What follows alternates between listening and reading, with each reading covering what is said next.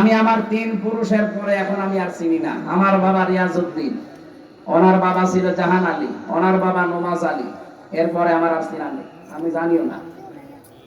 সত্যি বলছেন না, জানি না।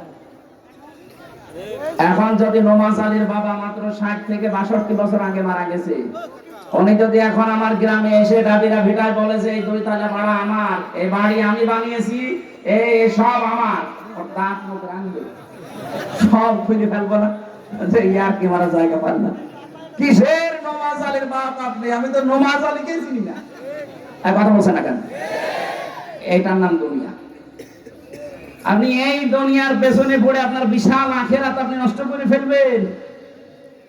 এই জন্যই তো ঈমান আনার আগে আরেকটা কাজ করা লাগে। ওই কাজ যারা না করে তাদের ঈমান আনা হয় না। কি করা লাগে? গোসল করা লাগে? না না।